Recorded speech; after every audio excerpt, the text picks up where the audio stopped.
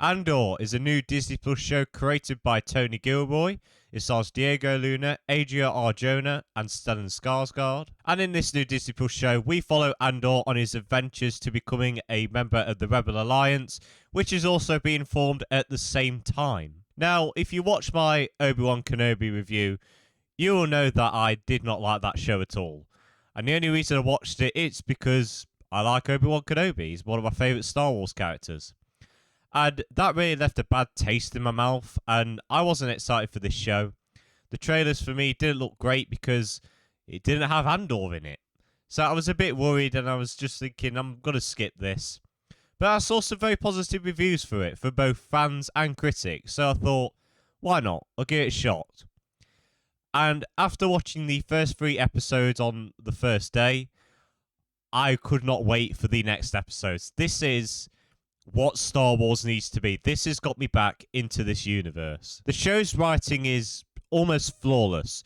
We look at different storylines. We look at Andor's journey. We look at the creation of the rebellion with Mon Mothma.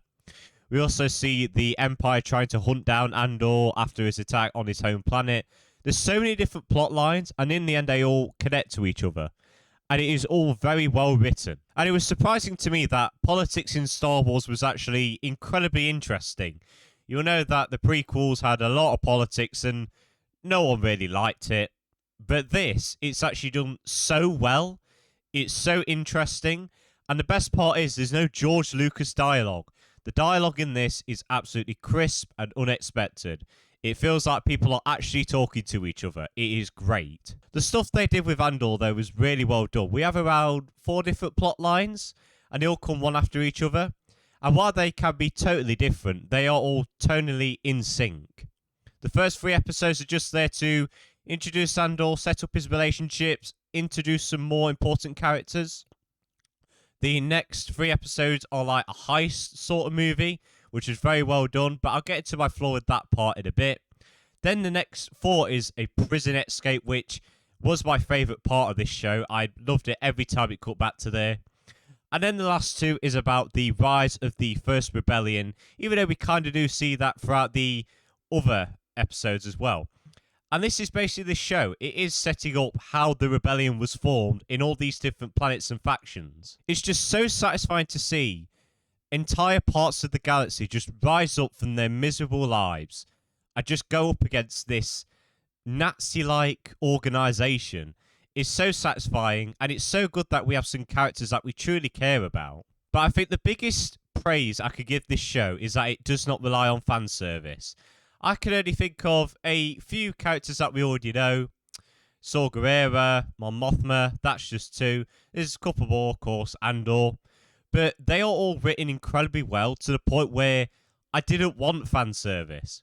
I was more interested to see Mon Mothma setting up the rebellion with money and everything, then seeing Qui-Gon Jinn in the last few seconds of Obi-Wan Kenobi. That is how greatly written this show is. The show is part political thriller, and it seems to have worked, and this is what the prequels wanted to be. Very interesting. Unfortunately, they didn't do that right, but here, this is what they wanted to be. And I'm so glad that we're not relying on fan service, big dumb action scenes. In fact, there's not that much action in this. I could only think of about 4 action scenes, and they're all done really well, may I add. But I was so glad that we're not relying on that stuff just to make a show entertaining. And judging by the ending of this show, we are going to get a season 2, and it has actually been announced just before season 1 came out. And bring it on. Honestly, bring it on. I'm all for this, because I really did love this show. And it's amazing that this show can make these side characters interesting. We're trying to humanize the Empire a little bit now. We have this guy who was kicked out of the Empire because Andor beat him, pretty much. And we have this big supervisor who he's kind of having a bit of a romance for. I can see a little bit happening there. I wouldn't really mind if that happens, if they have a bit more romantic chemistry.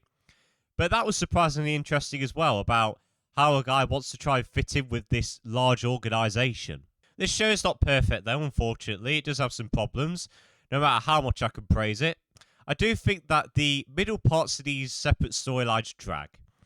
And this especially happens with episode 5, where we have the whole heist plot line. It just took a bit too long. for me. We do manage to get to the start of it in the final episode, but it just dragged a bit too long. And I did find myself a bit droning off sometimes because of it. And I found that a lot with the middle episodes of these stories, especially episode 2, episode 5, probably half of episode 7 and 8 as well, even though that was my favourite part of this show. So that is pretty much the flaw for me, the more pacing issues. I also don't really find myself liking the stuff with Saw Gerrera because he's not really in this show. He's in about 3 scenes, probably 2.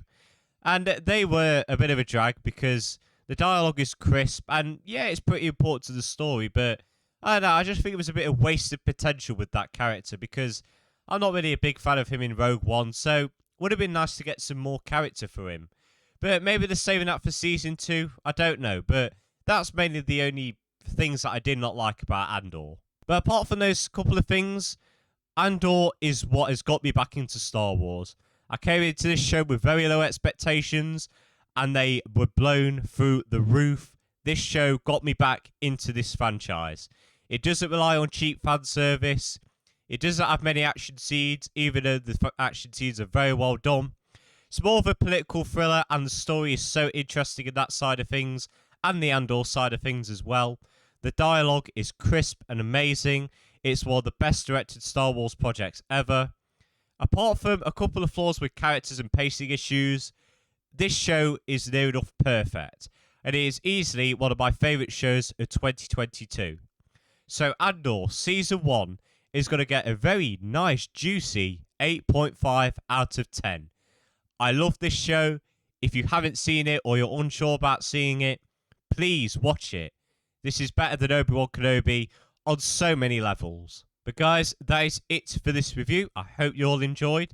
Next time we are reviewing Bones and All. I'm seeing that Saturday. Really looking forward to that film. And just a quick announcement as well.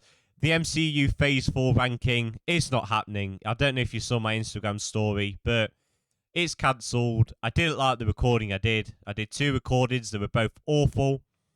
It is just something I don't want to release on my channel. So don't expect that coming anytime soon. Incredibly sorry about that. But I hope you all enjoyed this video. Make sure to leave your thoughts on Andor in the comments. Really love to hear them. Have a good day, and see you later.